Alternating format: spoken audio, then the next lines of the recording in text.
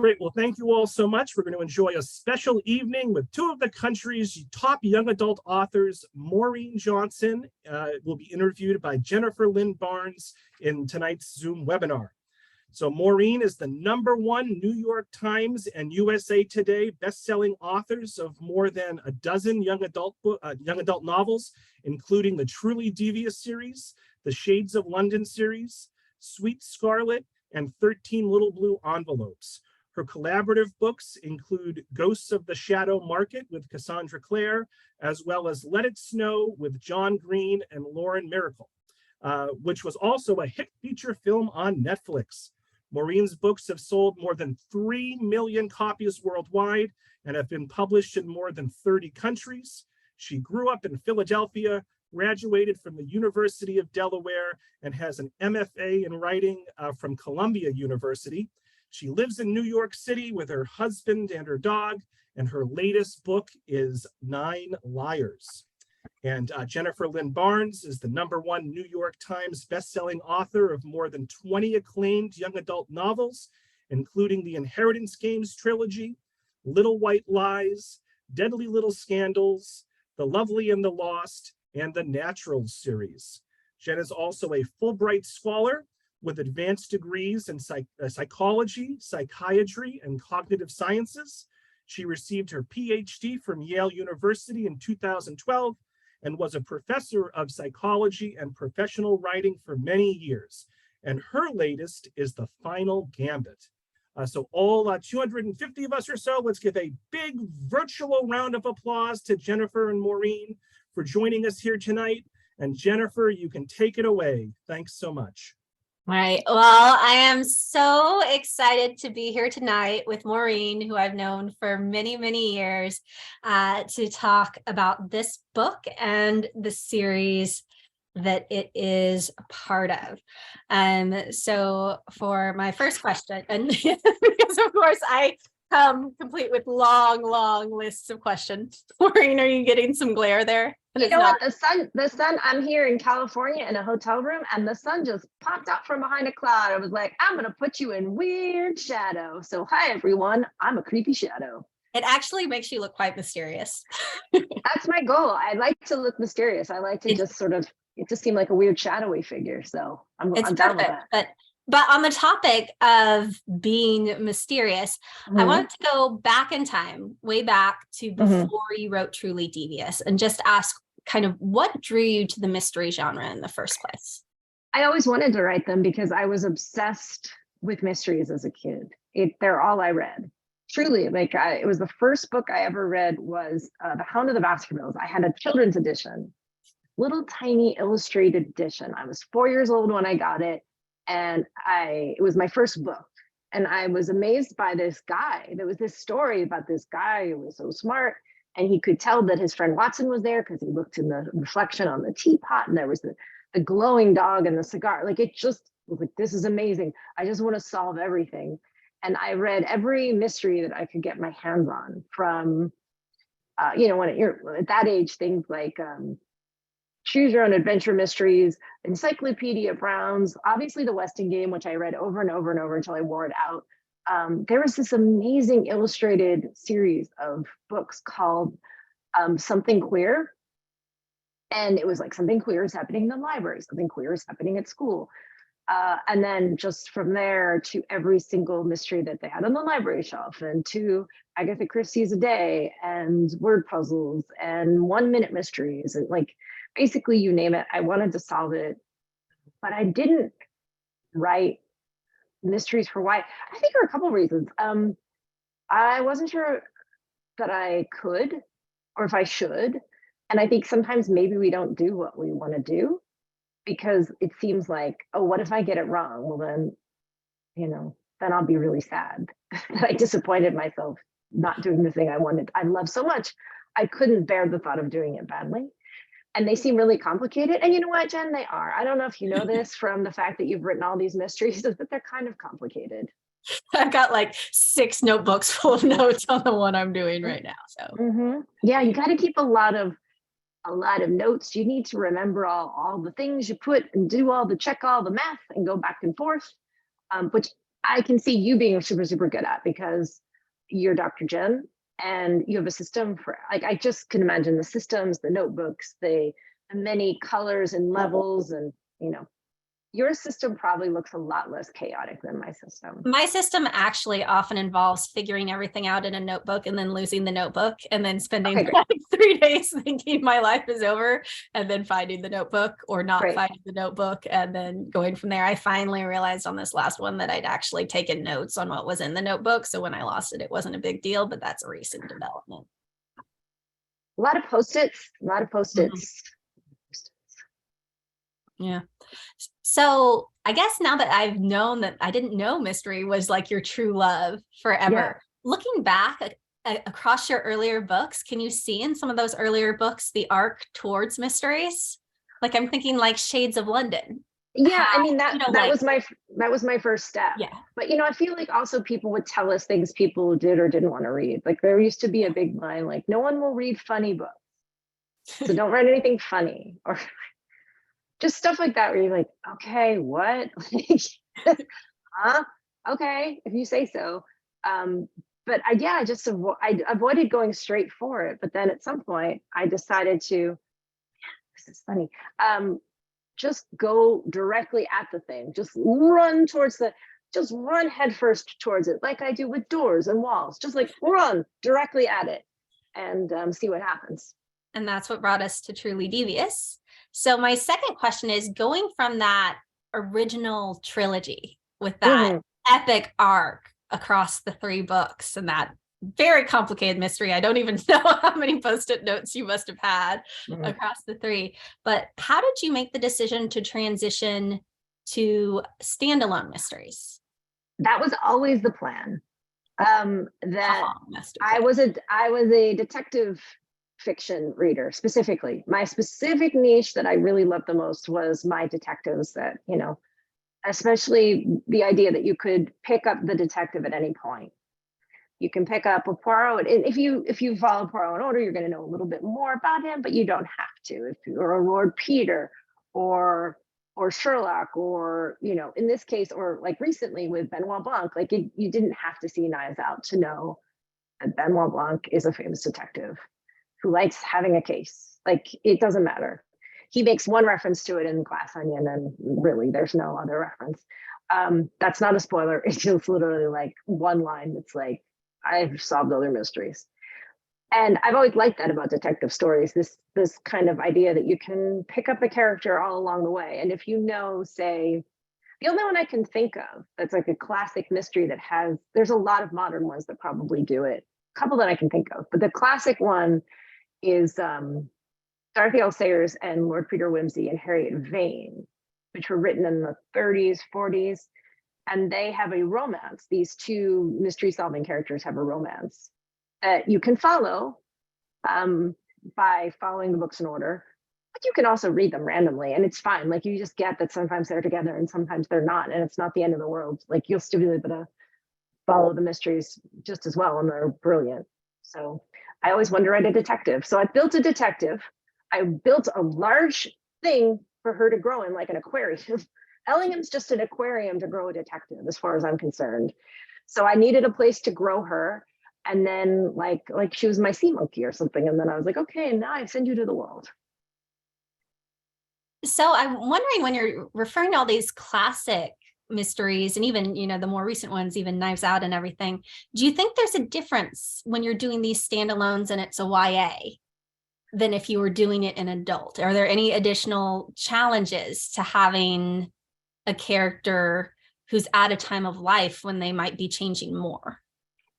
Yeah, I do. Also, they have different levels of resources. As you well know, like when you have someone who's 16, you know, they're not going to be like, yeah, my ex-wife, you know, like that's just not how it is. They're like, I have my very first significant other. I've had my very first heartache.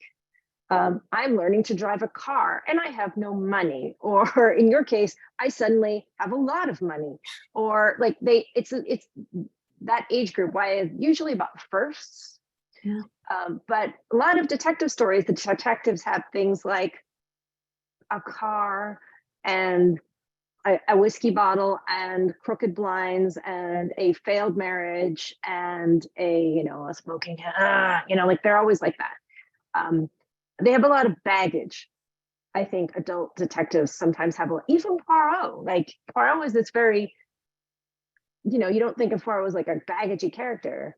Poirot is a refugee from war. Like he is, he had this whole career in the Belgian police, and he's not exactly he doesn't, except in the incredibly evil Kenneth Branagh action Poirot movies, which are an abomination. We need to talk to someone about him.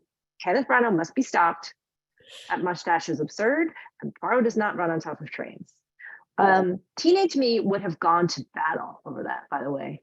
He was my first fictional crush. Specifically Hastings was my first fictional crush. I can't explain it either.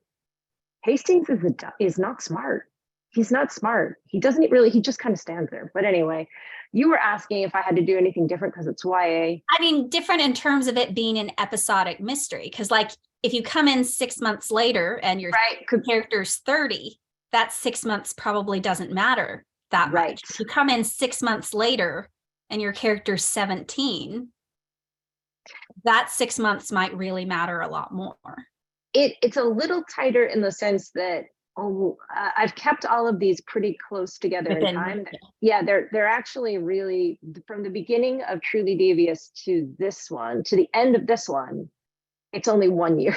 Yeah, the trilogy I wrote was also 1 year for that same. Yeah, they've had a big year, but it's been 1 year. Yeah, so there's been 5 books that have actually, the action of 5 books has taken place over 1 year. And because it will matter because in this book, Stevie is transitioning, like she's a senior, her boyfriend has moved on, he's in college. All of her friends are prepping for college, and she's freaking out because she is not adjusting well to that thought of having to apply for college, that there's she was like, I got into Ellingham and now I have to go and apply to college. And that means selecting a future, and that means passing tests, and that means everybody being split up. It's terrifying. And honestly, this book, screaming seagull outside my window, that some of this was written during the pandemic. Yeah. And I thought a lot about all of the students, so many of you out there, who you were physically out of school, some of you for like a year and a half, maybe from a matter of months to a year and a half, and how weird it must have been for, say, you were in high school in freshman year, and then you were pulled out, and then you returned again like the beginning of junior year, like what that kind of gap looks like. Am I still answering your question, or have I moved on? It's interesting. I think the condensed time gap is one of the things you have to get if you're going to do one of those YA series, because eventually Stevie's not going to be a senior in high school anymore, or freshman in college. Or the pandemic thing made me think of just how big of, like when you were saying if someone's absent for a year or 6 months, it doesn't matter that much if you're an adult, but there's a lot of changes that happen in a year or 6 months when you're in high school. Right. So I feel like with these books, even though they're standalone mysteries where you can hop in at any time, you're still maybe seeing a little more change and flux in the characters and their lives than you would for characters who weren't actually passing through developmental stages at the same time. But now let's talk about, so we've talked about mystery, we've talked about the transition to standalone mystery. So now let's talk about the standalone mystery in Nine Liars specifically. What's the origin story of that? How did you decide on this case? Well, the backstory, so Stevie always Stevie always solves, it's hard to say, a cold case. In the Truly Devious trilogy, it was one that happened in 1936. In Box in the Woods, it was one that happened in 1978. And in this case, it's one that happened in England in 1995. And this is my version of the classic country house mystery that I grew up reading and grew up living. You've written a kind of, it's not a country house, but it's a house mystery. Yes. Weston Games is a house mystery, and then there one is the country house mystery. I love that format. It's beloved to me, and it works for a reason because it is a closed setting. Your cast is closed, your possibilities are closed in the sense that you have a parameter, like you have a stage parameter. But at the same time, the houses themselves can be puzzles or mysteries. English country houses in particular, because they're built over so many hundreds of years, are puzzles because it starts to get built in the 1300s, and then it gets knocked down in the 1400s and rebuilt in the 1500s, and then for no reason at all, a doorway is blocked off, or no one knows what's behind the wall, or that there's a passage or whatever. So English country houses are built over hundreds of years. They contain mysteries, and so many things can happen inside the walls or the gardens. I wanted to do that. So I set up my conditions under which I could have Stevie go to England and then go to an English country house. In this case, where a two axe murders occurred in 1995. But it is a straight up country house mystery because that's the dream. You're just in my happy place when you're talking about the English country houses. It makes me so happy. So you have the type of mystery you're having. Does that inform or change how you plot the different mysteries? Like, is it different to plot the country house mystery than say Box in the Woods? Absolutely, because it's about, I think I always start with why. Not how or who, but why the crime occurred. And that means I have to think about, the age and the cast of characters that, this crime occurred, who was there at the time. The country house mystery means like there's questions of, say, access. Who can get there? Who's there? Can they be counted? Can they be numbered? Is it easy to get to, etc.? The camp setting in 1978, basically anybody could have gotten in. But in the country house, it's a little bit harder. I know I've done things, I've blocked off roads and things to make it even harder. So you really know who was in that house at the time. Yeah. Has your process in general changed for writing the mysteries across the 5 books, or does your writing process look pretty similar to what it looked like in the beginning in terms of actually figuring out the plot? What's a process, Jen? Like, what's a process? It's a lot of just, I get the shape of the thing in my head, and then I spend a lot of time hammering it out. I think my only process with these is that I work from the inside out. I build the crime, I build all the little tiny mechanisms inside, and I'm very particular about them. And then I kind of build layers out from them. So in the case of Truly Devious, I kind of built the death trap and I put it in the center, and then I started building school around it. And basically I build the thing and then I build things on top of it. And I spend a lot of time physically sketching out the places. There's a map in this, there's a map in all of these books. And that's because I really think a lot about the architecture. I don't know why. It's not like I'm good at architecture, but this is sort of like a stage play. Like, it matters where everyone's standing. It matters what everyone can see, what like the various viewpoints are, where they are in the house or on the grounds. So yeah, the location, that matters a lot. And it's interesting because in many senses, since Stevie is in the present and the mysteries are in the past, the location is the thing that's connecting. That binds the two. That binds the two. And there may be some changes and things that aren't, but she can go to the spot where something happened when she's recreating it. So I think it actually makes a lot of sense when you've got these like dual timeline mysteries for place to play such like a huge role. Yeah, within the process, it's just building from the mystery out in a very, very firm sense of place. I have to know what it looks like and draw the layout and make sure I know the physical footprint of everything, so that when I move people around, I have a very clear idea how far it is in between things, or how do you get from one place to another. Because it matters what happens, what can be seen, what can be heard, how quickly could a person get away, things like that. At what point in your process do you start figuring out the like individual characters who are involved in the historical mystery? Because you've got like the place, you said the why, and you kind of maybe have a vague idea of who's there to begin with, but then at what point does the actual like figuring out your list of players, if we call this a stage play, happen? Yeah, there's a big cast in this one. So I knew it was going to be 1995 in England, and it's going to be a group from Cambridge University that is a drama comedy group.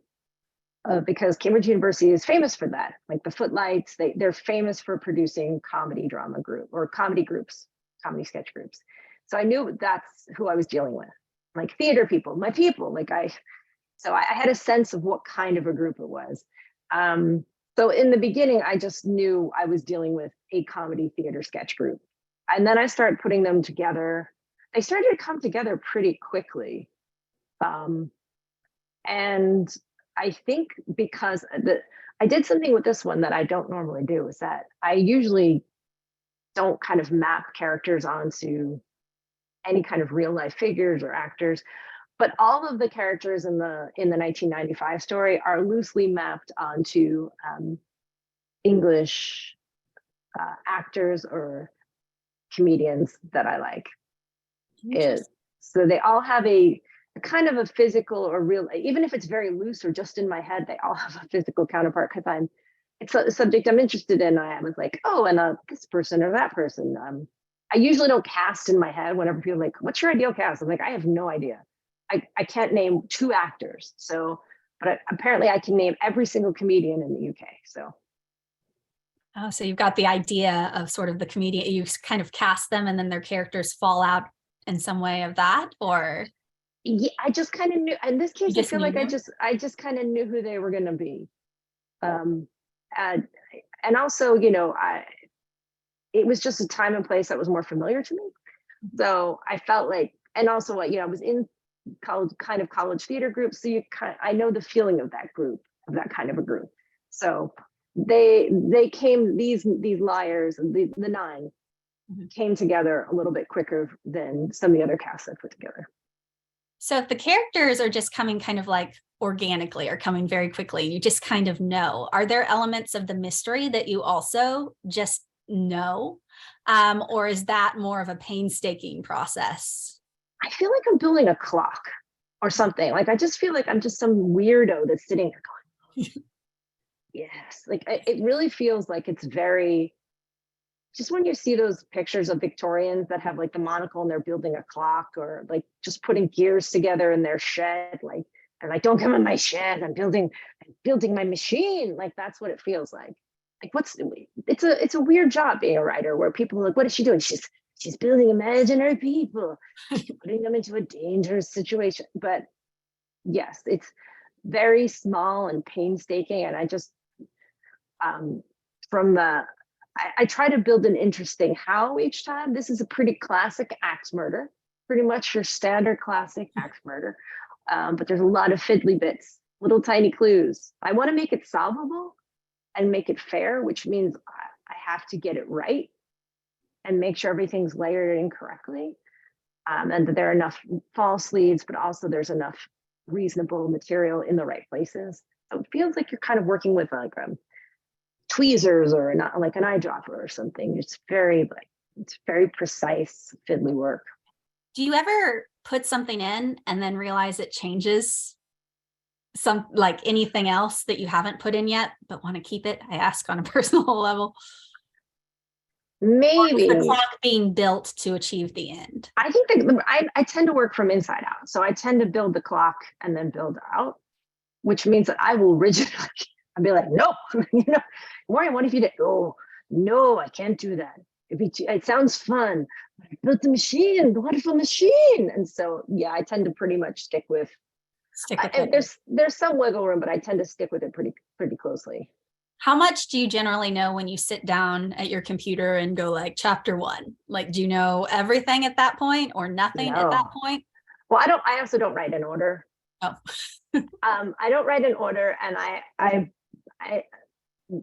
I build these. The mysteries are all pretty well structured, so I have to know.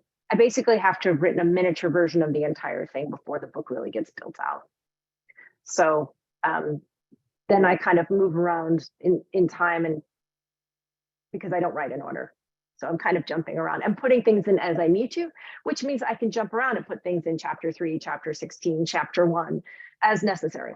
in various Scrivener files. I find this so fascinating. I have tried to write out of order and I cannot do it. Even if I'm like jumping back between point of views, I can't just write in one point of view and then cut in another one. If I'm on chapter 11, there is no choice for me but chapter 12. So this idea, being able to go anywhere and do anything once you have sort of that shell of the story is so fascinating to me. I've never been able to write in order. I tried, I couldn't do it. How do you make yourself write the parts that you're less excited to write? Fear is a big motivating factor. Fear, it's a lot of fear. And I think it's just fear. It may just be fear. It's fear and deadlines. The deadlines happen, so you have to go in and write those things. I tend to actually write a lot of the backstory first. So all the cold case stuff will be very carefully, like that'll all be pretty much solid. And I tend to find they're very easy and fun to write. Yeah. Like for some reason that it just makes, like it's those parts always flow really easily. But I have to have every single, and then I usually will kind of write bunches of those reveal to see how, like, and make sure all the end bits start to line up. So the end has to be well constructed so that I can then start moving back in time and get everything to lead up to that correctly. It's chaos, Jen. So if awesome. you saw it, you'd be like, what is this document? I'd be like, no, I find this so exciting. I am so fascinated by this process, but thinking about it when you're talking about like the flashback stuff being set, like I always set the puzzles first. And the puzzles are easy and the puzzles are my happy place and the puzzles never change. And then I have to go back and get the story around it. So maybe there's some similarities there. And it's like puzzles are easy. I can do all of that stuff in like, even there's like 50 puzzles, that's like 2 days. And then the rest of the actual of like making the people in the book is where I like struggle more. So like in writing in general and in writing these mysteries, what's the hardest part for you? So what was the hardest part of Nine Liars? It's always, always, always romance. And it will not surprise you to know that I get chased around by Holly Black specifically. And so this particular romance plot, and the things you see Stevie doing were largely based on a conversation I had with Holly Black at a lake where she slowly chased me around and was like, what if this, tell me about your romance, in that way that Holly does, where she coaches you through the parts that you're resistant on. Like I wouldn't give to have Holly Black chasing me around right now. If someone doesn't know this, Holly is like the most amazing like magician at making other people's books work. You'll just be randomly at dinner and she'll be over there making someone's book work. It's remarkable. She's like she's the house of plots. But the thing is, she also loves to do it. And so you'll just be sitting there and then just suddenly it's like, imagine this. And then suddenly, this is what you see. Hey, you want to talk about your romance plot? No, I don't want to talk about my romance plot. I'm really bad at it. Hey, let's talk about your romance plot.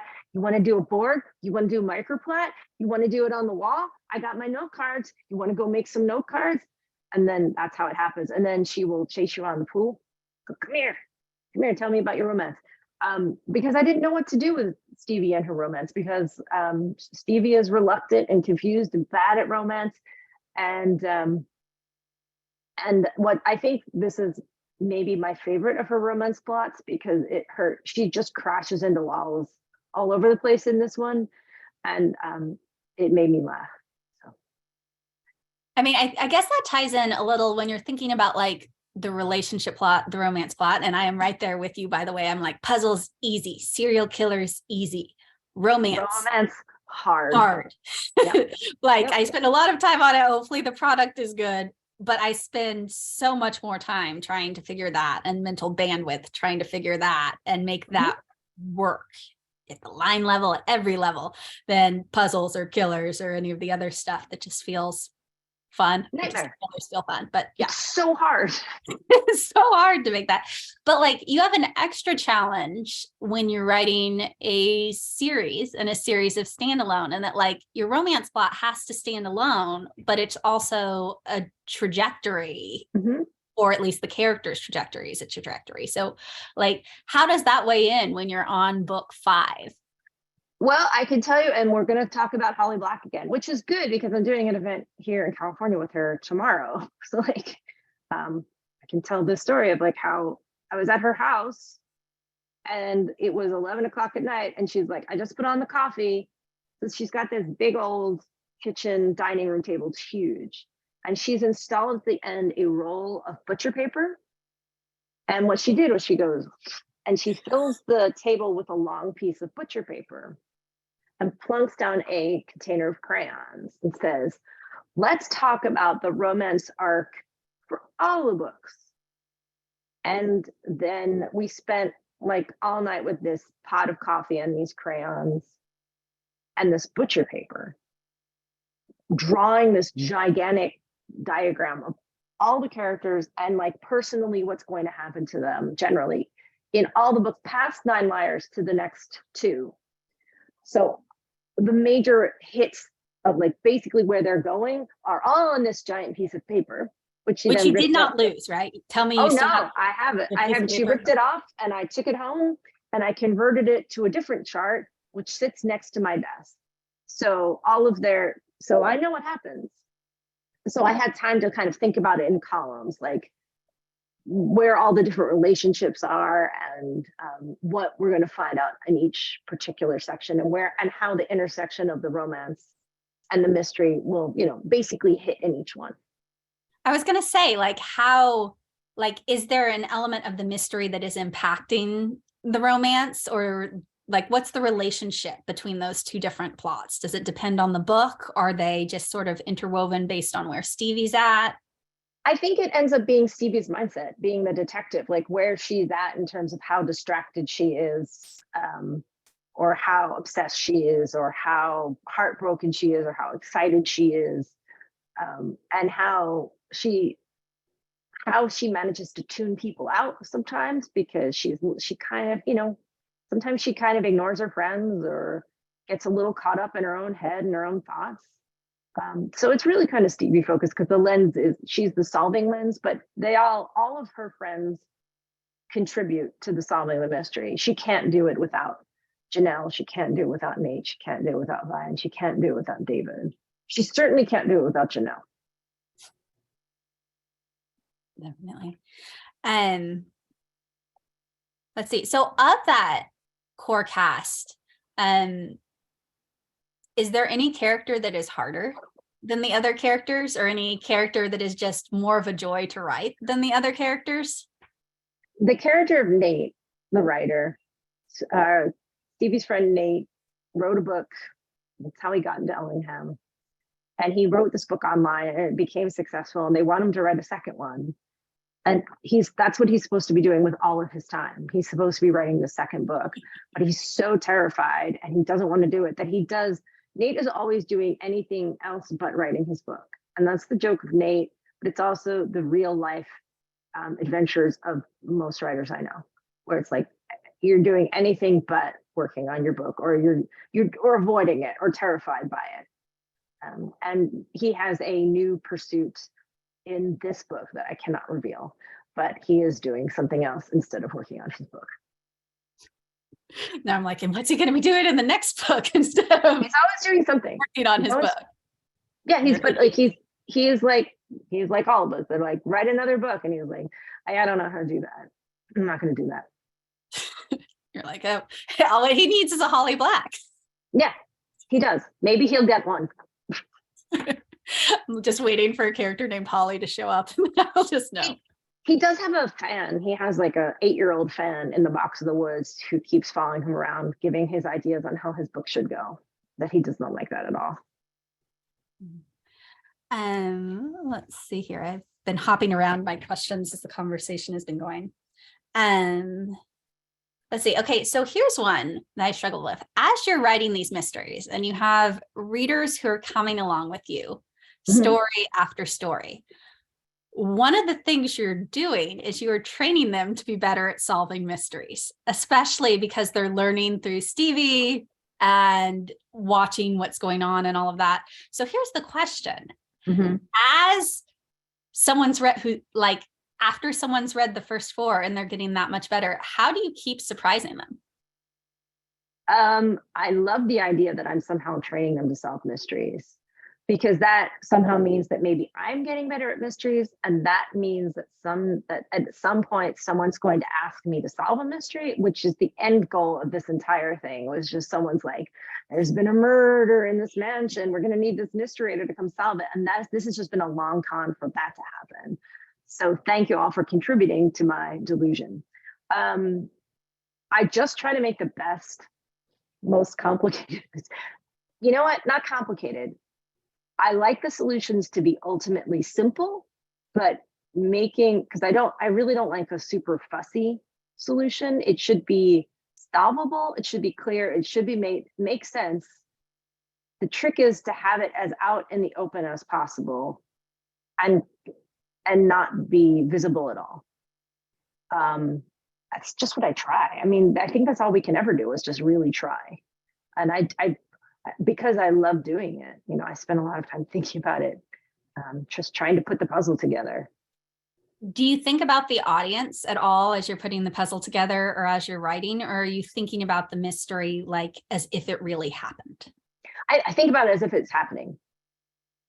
Like I think about a generalized audience, like this, is that fair with someone, you know, I try to stick with the rules of fairness. So you don't need to know anything too obscure. So I try to make sure, like, oh, is that within the bounds of fairness that someone should know this or that? So I think about the audience in that sense. But in general, I'm just trying to build the thing, and then everybody can come to the thing in any way that they like, wherever, you know, from wherever they're coming from, at their level, at their time, and as it suits them, you know. I end up thinking a lot about the fact that when you're a mystery reader, like when you're sitting there reading a mystery, there's a couple ways of being good at solving it. Like I'm really good at solving fictional mysteries, but I would be useless if like someone actually got murdered and trying to solve it. And I realize that's because when I'm solving the fictional mysteries, I'm often mind reading the author. Yes. So like instead of getting inside the heads of the different people, it's like, well, that person didn't do it, they're too obvious. Right. Whereas in the real world, like the obvious person, like, you know, his hands were covered in blood. He had motive, opportunity, and all this stuff. He definitely didn't do it. You're like, that's exactly the opposite of the way that works in reality, because you're thinking, oh, the author wouldn't tell me this then, or the author wouldn't that. So I'm just wondering, like, do thoughts like that, like what they're going to be thinking about what you're thinking? Yes, that really does. I mean, it's like, I watched Glass Onion on a plane home from England the other week. And I was like looking around for something to write on. I was like, oh. And so I ended up writing on like the menu, like the plane menu. I was like, but I'm thinking, what rules did Rian Johnson play by in the first one? So what should I? Yes, absolutely. And so I do kind of think, do people think that they know my moves? A little bit. Which is a weird presumption to think that I have moves that people are interested in. So it's like, does someone know my moves? I'm like, who are you talking to, Maureen? Like, what do you think? And then you're like, can I use the fact that they think they know my moves to like do something else, which is one of my favorite parts, because I feel in some ways when I'm doing some of these things, like they're going to think that this is what I'm doing, but this is what I'm really doing. To be honest, I do think that also Rian Johnson did that between Knives Out and Glass Onion. I definitely think there was I still haven't seen Glass Onion. We've had a lot of like flu, edge drep, and everything else around here. So I am soon, but have not seen it yet. It's really good. I'm really glad that it's a classic mystery that he clearly loves his classic mysteries, and he is right down the line. I'm right, like he is in that wheelhouse. But I think he subverts his own I think he was like, I'm thinking what you're thinking about what I'm thinking. And I think he did that. Back and forth. So here's another question. Will we ever get one set in an Irish castle? So what Jen is talking about here is the fact that I promised to tell the story. And I may have told it in the last time that we hosted one of these, but I think it always bears telling again, is that it was several years ago. I'm not exactly sure what year it was. I think it was like 2009 Really? ish. Maybe. Yeah, I think so. We were, there were 10 of us in a castle in Ireland, which I believe was, I think, rented by Sarah Rees Brennan. Mhm. I think Sarah actually ran the whole thing. Everybody said, come to Ireland. We came to Ireland. And you can do things like that in Ireland. You can rent a castle. It was a castle. And it was big, and it had many weird enchanted animals around it, like a cat that came and adopted us and stole Cassie's grilled cheese. Yeah. Yeah, that cat came in, that cat fully stole a grilled cheese sandwich. And one night we went, so we didn't really go out that much because it was really in the countryside. There was only one small town. But we were like, why don't we go to the town? So we walked to the town, and there was no sidewalk. We walked basically along this road that had nowhere safe to walk along it. So we walked sort of in a ditch in the moonlight. It was like we were all walking in this ditch in the moonlight, avoiding cars, is how I remember it. And we get to the town, and everything is closed. Like the town is closed. And I was like, I hadn't seen a vegetable all week. And I was like, I found a broccoli in this like little corner store, and I held it up. I was like, oh, broccoli. And then I was like, oh, broccoli. So I put the broccoli under my arm, and we went and we found the one pub that was open, and it was full of like characters from a sea shanty is the only way I could explain it. Like there was a man who came over, and there could have so easily been a historical murder that was mentioned at that time. Yeah, like he came over and he was like, girls, sing. And he wanted us to sing, and he was like commanding us to sing. So we walked back through the ditch along the road with the broccoli. And we got back to the castle, and we realized, I think we went ahead, and the people with the keys were behind us. And we thought, wouldn't it be funny if we were suddenly gone? We're gonna scare them. If they couldn't find us at all. And then we were mysteriously inside the castle. We jumped out and scared them. But we were like, well, how do we get in? And we're like, but because it's locked. But there was a window that was open like this much. I'm not even kidding. It was open like this much. We're like, and we looked at Jen, and who's been a gymnast and all these things. And we were like, do you think you can get through like that window? And she's like, maybe. And I swear to you, like she did this incredible like back bend and like slithered. Like, I don't know how you did it. Like you got through this little, and you had not do it today. you had to crawl around like a lamp and like go under it was like a very sophisticated, twisty thing that you had to do. And then you let us in, and then we hid, and like, as I remember it, they didn't notice. Like they were completely unsurprised. We jumped out and they were like, oh, hey. And we're like, all of that for nothing. Like we ran down the path, and Jen like defied physics and logic and slipped through a 4-inch crack to like break open. Had a very elaborate plan, as only people who would one day come to write mysteries could. It was so much work. And literally they were like, oh, hey. For nothing. It's for nothing. So if not an Irish castle, are there any hints, however vague or mysterious, you can give us about where Stevie might be headed next? There are 2 more books. Yes. She will end up back where she starts.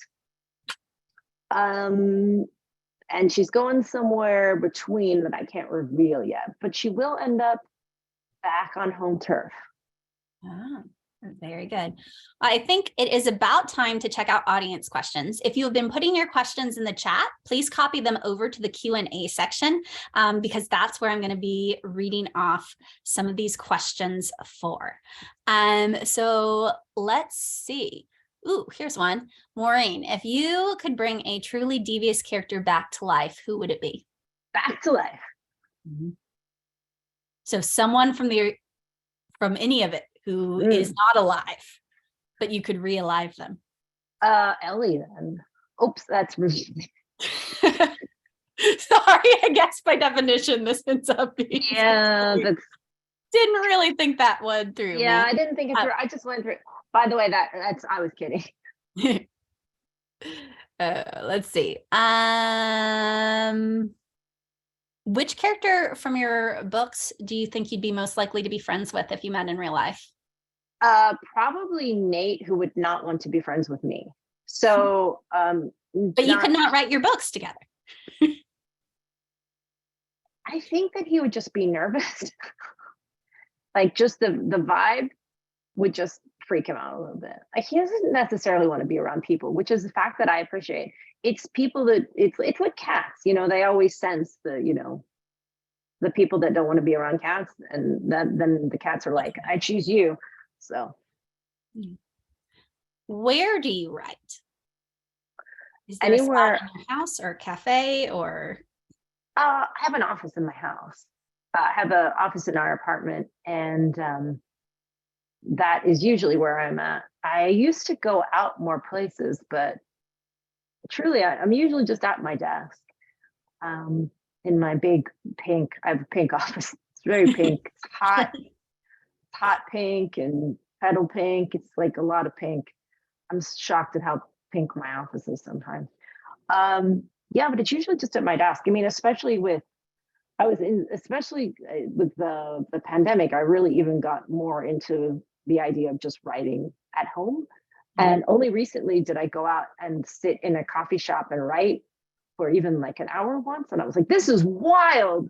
What is this? It's like you bring your computer outside your house. Like this is how what is this? Someone, yeah, I just don't do it that often anymore. It really freaks me out. I write mostly at home, but rarely at my desk. Like I do my bed a lot. If my brother got me like a bed desk for Christmas, and I also have a bath desk that fits across a bathtub. I built myself like a bath desk. Yeah. Okay. Is this like an actual product you can buy, or did you make it? No, it's an actual product. I mean, it's just like this big wooden thing that goes across and has a couple different platforms and stuff. But yeah, because of the shape of our tub, I couldn't get anything that kind of. So I had to find I found like a shelf that like people can sit on. It's like from a medical supply company. So I got that. But the thing is like I'm down here and it's up here, so it's like trying to write like that. It's very weird angle wise. So it's like I'm trying to write above my head. Let's see. Have you ever put a scene in a book that happened to you in real life? Yes. Inspired by. I have. I've done it a couple times. And I can't even remember all of them because they're scattered in all over the place. Little tiny ones. Usually not like a full one, but like little bits of things will turn up. I feel like everybody, I'm sure you do that too sometimes, like just little bits of things. There's one series I wrote that involved debutantes, and a lot of that did come straight from the year my mom asked me to do a debutante ball, and there was like a whole year of events, and she like saved all the stuff, and then I didn't have to do like any world building. It was just there. It was actually really nice, but other than that, not like you. It's mostly little bits. That's so fancy. I forgot you were also a debutante. Yes, my mom's the best mom in the world, and she asked, so I had to say yes. So here's someone who is saying, what does a plotting map for you look like? Is it a template? Is it like is it the Post-its? Is it a document or shell? Is it like, what is that other than like, we know the romance map looks like a giant sheet of butcher paper, but in terms of mapping out the plot, what does that look like at its various stages? Well, it's gotten an exciting new angle in the last couple of books because it used to be whiteboards, Post-its, I have a whiteboard. I have various bulletin boards. I love a Post-it. But my husband makes video games. He is a video game producer, and they have to do a lot of storyboarding and like project management stuff. And so he uses this thing called Miro, which is just like an online like mapping software. And when I was broken, like these last two books, when I get to that point where I'm like, I don't know what's going to happen, I take all of my jumble of Post-its, and I've usually written a lot by that point, and things aren't quite lining up, and it's usually a timing question because I want to make sure the events are in the correct time sequence day wise. So I drag all my stuff into the living room, and then he sits with me, and he's very generous to do this. He inputs it all into Miro, which is like basically little stickies. And then he'll ask like what kind of question we're trying to answer, or like, and basically I walk around the room like Columbo, like, and then this happens, and then that's this, and that's it. Don't write that down. But then there's a question of that. And then that's actually a character point, and that's not a character point. And that's a thing I have to build in later. And that's actually related to, and I have all these different levels of thought, and he just sits there and kind of transcribes it. And then he's like, okay. And then we build a map in Miro with like these Post-its. And then I sit there and kind of scream and have panic attacks because this level of breaking it down is really nerve-wracking. And it usually takes 3 to 4, maybe 5 days. By the end of it, in the case of the box of woods, I had this long, I had to get it printed out at FedEx or Kinko's or something, because it was this long color, multi-page long printout that had multicolored squares for the different beats, like the mystery 1 beat, mystery 2 beat, romance beat, something beat, and then the schedule of days, like it, because I usually know exactly which day 1, day 2, day 3, whatever. And then I had just this giant chart, which I then taped up and stuck to my wall. So recently, in the last 2 books, they have been actually transformed into an online Miro Post-it board and then printed out. Oh, wow. And it's really nerve-wracking. It makes me answer all the hard questions. And I just kind of pull out my hair and scream and go, I don't know what goes on day 6. And that's the only way that day 6 gets fixed. One must stare day 6 in the face. Meanwhile, I know what day it is because the copy editors make a giant list, and then they're like, day 4, question mark. I am. And no matter what, like as hard as you work, they'll still be like, sorry, she's riding a unicycle in this scene. And I'm like, I did just pass through a book where I was like, these characters haven't slept in like 300 pages. That's where like, it's still the same day. I'm like, I probably need to fix that. When you're doing this whole process of mapping out all of it, another question the audience had is, how do you balance the character development against the plot demands of the mystery format? Oh, I lead with plot, and then I bend the characters to the circumstance in the same way that we are bent to life circumstance. I make them deal with what comes up. And then, obviously you change the order of events in order to make things more or less dramatic, but that's built in, that's just plot structure. And then I throw the characters into it and make them climb over all these. It's like I've built an American Gladiators course and make them run it. I'm like, here, I built this terrible thing for you. Go do it. Like I built you an obstacle course. Go run it. Do you, as the author, like to add things into books that will make the reader scream, what? Or possibly throw the book across the room? That tends to happen, and I didn't really mean for it to happen, but let me just say it happens a lot. I have been screamed at many times for this one already, and I'm delighted. I'm like, thank you for reading all the way to the end. I know you read to the end. And for Karen, do you are you ever surprised by the things that people found most surprising or most upsetting? Or do you kind of know what you're doing up front? A little bit, but sometimes it surprises me. But also I'm like, I kind of accept that whatever reaction people have to the book is exciting and fine. Like, I just think I'm always mildly amazed that anybody's read it.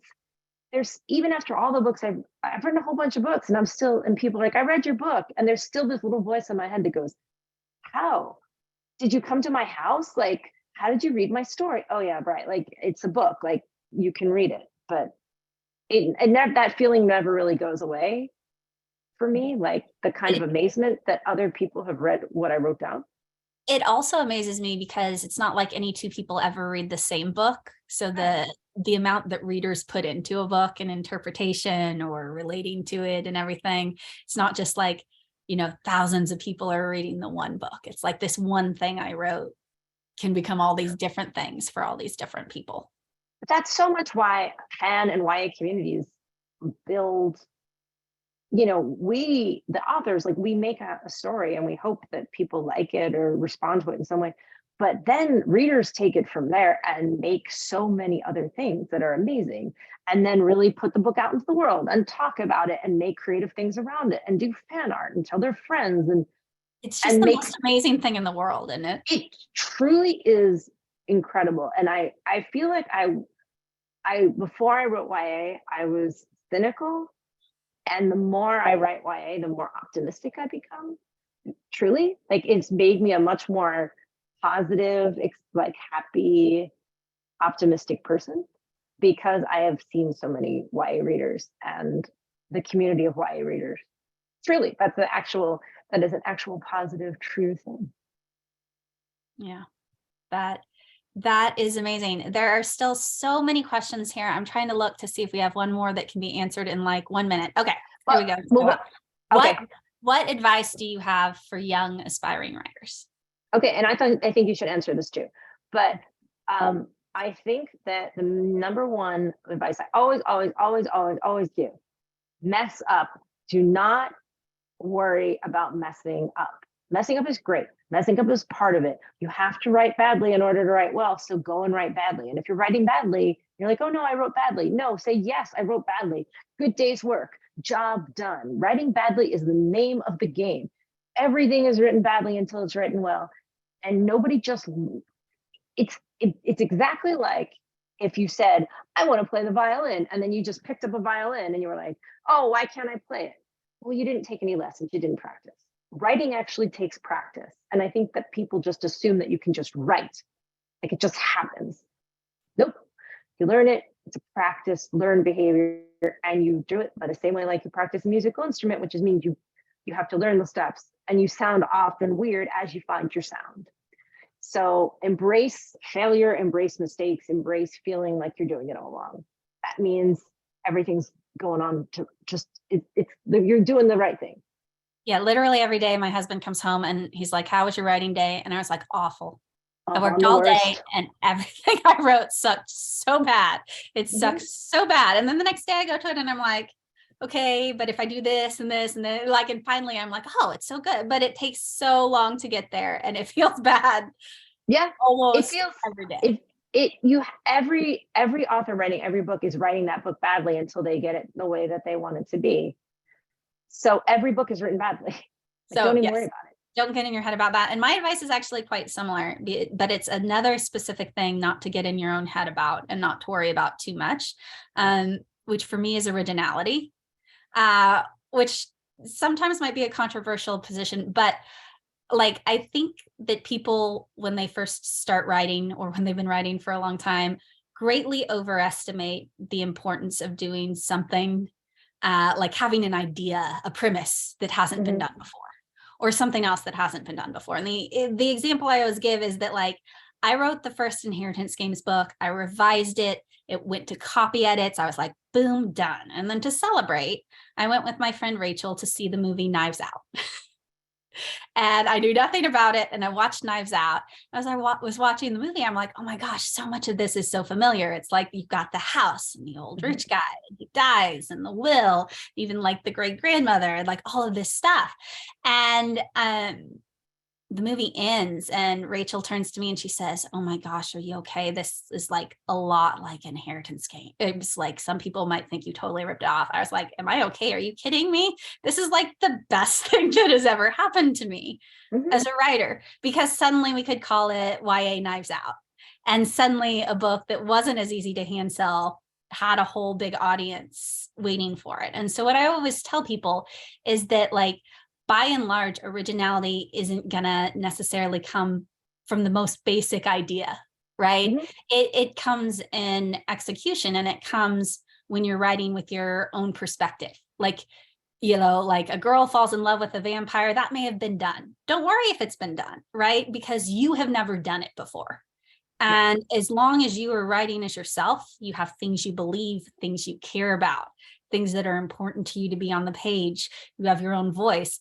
That's what's going to make it original. So you don't need to worry, like if someone out there just sold a book that sounds vaguely similar to what you're doing, or if you had this idea you wanted to write and then you discovered there's already a movie like that. Like, you don't have to do something that's never been done before. You just have to do it your way.